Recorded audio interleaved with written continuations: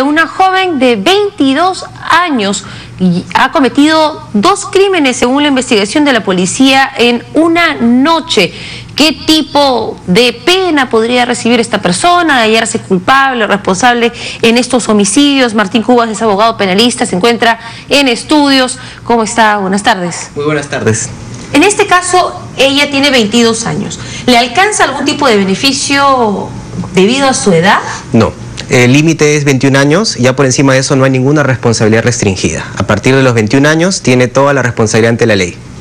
¿Y ante qué situación estamos? ¿Ante qué tipificación de delito?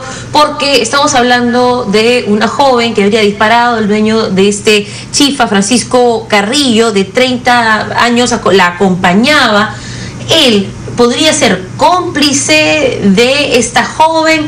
¿Cuál sería la tipificación penal? ¿Qué escenario jurídico estarían enfrentando? Bueno, este es un claro ejemplo de homicidio calificado por parte de la mujer, por parte de la joven de 22 años. Simplemente ella ha actuado con ferocidad y justo ese es el agravante.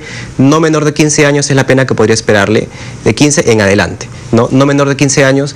En el tema de la participación de la otra persona tiene que verse bien el hecho, pero lo que sabemos con respecto a ella es que ha actuado con ferocidad. Ferocidad implica en realidad que para ella no significa nada la vida de la persona, que no ha tenido motivo aparente, o sea, no pagar una cuenta, no querer pagar definitivamente no es motivo para disparar a alguien. Vamos a regresar un momento con esta conferencia de prensa desde la DIRINCRI de San Juan de Lurigancho, porque están mostrando a los implicados en este caso. Nuestro compañero Marcos Medina permanece en el lugar y nos va a transmitir esta información. Marcos.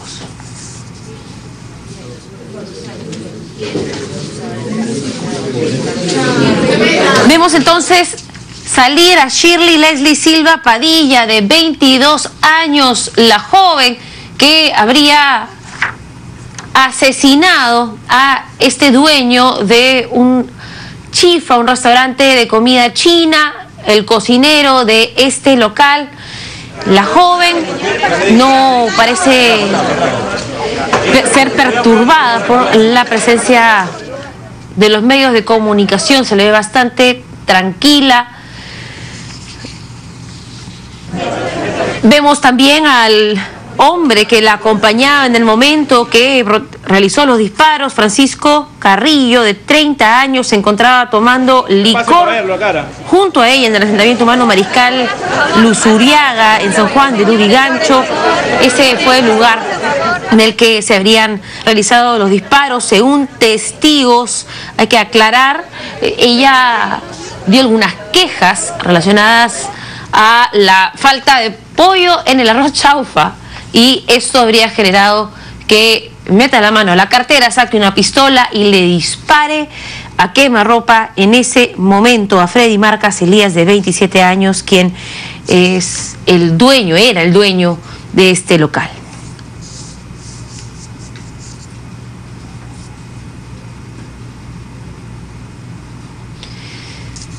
Por momentos me da la sensación de que se ríe. No sé si serán los nervios de la situación o simplemente la falta de arrepentimiento. En este caso, incluso, no solamente se le está imputando este asesinato, sino uno previo, un delito previo. ¿Esto de qué forma se podría tratar? ¿Como delitos separados? ¿Como un concurso de delitos? Es un concurso real, son 2 hechos aislados, son independientes, han podido ser uno el día anterior y uno el día siguiente, digamos, solamente es un tema temporal, pero no tienen conexión entre ellos, entonces las penas se suman, es un concurso real. Son 2 delitos distintos. Así es.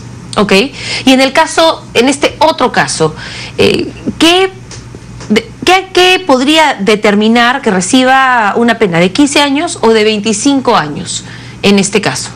La Fiscalía, a la hora de hacer la acusación, va a tener que evaluar si se encuentra o no presente que no hay antecedentes previos o cuál es otra, digamos, agravante o atenuantes. Tenemos un sistema de tercios. Entre 15 y 25 lo dividimos en 3. Y si, por ejemplo, es una persona que no ha tenido antecedentes, entonces puede estar o en el tercio inferior o en el tercio intermedio. Una persona que tiene antecedentes y hay agravantes, nos vamos al tercio superior. Entonces, y es un cálculo que la norma nos permite hacer. El fiscal tiene que evaluar en qué situaciones se encuentra. Pero es importante, por ejemplo, si no tiene antecedentes, podría estar en el tercio inferior. En este caso, digamos que se le da 15 años por el asesinato, el tercio inferior porque no tiene antecedentes, se demuestra alguna otra variable que podría aminorar la pena, y recibe 15 años por el asesinato de esta persona en un mercado. ¿Se suman las 2 penas o hay un máximo? hay un máximo siempre, es máximo la mitad del doble. Entonces, definitivamente estas penas son altas. Entonces ya estamos hablando que la persona va a tener mínimo 30 años en la cárcel. Ella mínimo 30 años, sí, por estos dos delitos. Claro, porque separados. si se persigue en el mismo proceso, ya están acumulados los hechos y las penas se van a sumar. ¿Y podría recibir beneficios penitenciarios? El homicidio calificado es un delito que sí tiene beneficios penitenciarios, ¿no? Pero son rigurosos, no es el 2 por 1, digamos, ¿no? Que suele ser, digamos, el de una persona que recién comete el delito por primera vez. Tiene beneficios penitenciarios bastante más restringidos. ¿Qué otro tipo de circunstancias podrían afectar este dictamen? Por ejemplo, si se encuentra que en alguno de los delitos existió un mandato tipo sicariato, ¿no? Un pedido y fue un asesinato a sueldo. O por ejemplo, si se identifica que sí han participado las dos personas en el asesinato del hombre del Chifa, es un agravante el que sea de más personas.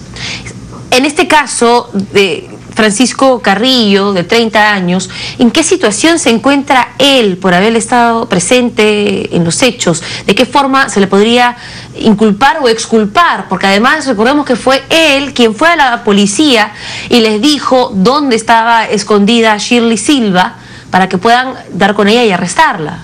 Si solo ha presenciado los hechos y no tiene ninguna participación, digamos, en afectar la vida de la persona, él no tiene, digamos, motivo de ser más que un testigo, ¿no? Así haya sido el acompañante, ¿no? Una persona de la nada puede coger un arma y ponerse como loca, digamos, y los demás no tienen ninguna responsabilidad por acompañar. Siempre que no haya participado, que no sea, digamos, no ha proporcionado el arma, siempre que no haya instigado a que dispárale, ¿no? O sea, toda esa información tenemos que saberla en todo caso, pero si es tal cual lo han contado, solamente estuvo presente e incluso fue a denunciar, él no tiene ninguna participación. Sin embargo, resulta extraño que esté acompañándola precisamente luego de que haya participado de otro delito. Si se determina, por ejemplo, que él sabía de este otro delito, ¿qué podría implicar? El conocimiento sobre el otro delito y dirigirse a un restaurante, digamos, a cenar, no tendría relevancia en relación al segundo hecho, pero él, digamos, si él está encubriendo a la persona, que eso es una situación distinta, hay un delito de encubrimiento personal, ¿no? Pero en este caso no la estaba encubriendo, han ido, digamos, a cenar y luego la ha ido a denunciar, entonces no se verificaría un encubrimiento personal de parte de él realmente. Definitivamente su rol en esta situación es bastante complejo, entre 15 y 25 años entonces sería, digamos, la pena mínima y máxima que podría recibir esta joven. En realidad no tenemos máximo, no es menor de 15 años, ¿no? Y si tenemos los dos hechos, en realidad se pueden sumar las penas. O sea, definitivamente es a 30. Tenemos otros casos que también queremos tocar en el programa. Por ejemplo, hay una bebé de dos meses que fue violada por presuntamente su padre. A esas alturas no se ha podido verificar el hecho porque él se encuentra detenido y aún está en investigación, pero se presume, y la teoría de la fiscalía es que sería su padre. Ella está en el borde entre la vida y la muerte, está siendo atendida en el hospital del niño de San Borja. Vamos a revisar esta información y comentar con el abogado Martín Cubas cómo se podría tipificar este caso. Su estado de salud es reservado y ya viene recibiendo tratamiento médico en el Instituto Nacional de Salud del Niño en San Borja, tras ser trasladada desde Ancash en una avioneta del Ejército. Estamos viendo primeramente el tratamiento de la infección, que es lo más grave y de pronóstico reservado. La niñita llega con una laceración de toda la región perineal, llega con una colostomía, pero llega también con un proceso infeccioso severo. La menor de tan solo 2 meses de nacida está recibiendo atención especializada tras ser ultrajada por su propio padre, Julio Isidro Salcedo Chavarría, de 23 años, quien se encuentra recluido en el penal de Huaraz tras la orden de 9 meses de prisión preventiva en su contra. En tanto, la madre de la menor es imputada por la Fiscalía por el presunto delito de encubrimiento al no denunciar a tiempo la violación. La pequeña fue sometida a una primera operación en Huaraz. Ahora en Lima la están evaluando para su diagnóstico y tratamiento respectivo. El Instituto Nacional de Niños de San Borja está evaluando multidisciplinariamente a la niña, ginecología, urología, cirugía pediátrica, cirugía plástica, intensivistas para ver la reparación quirúrgica. Será un proceso que tomará su tiempo para reparar las lesiones que sufrió esta inocente criatura.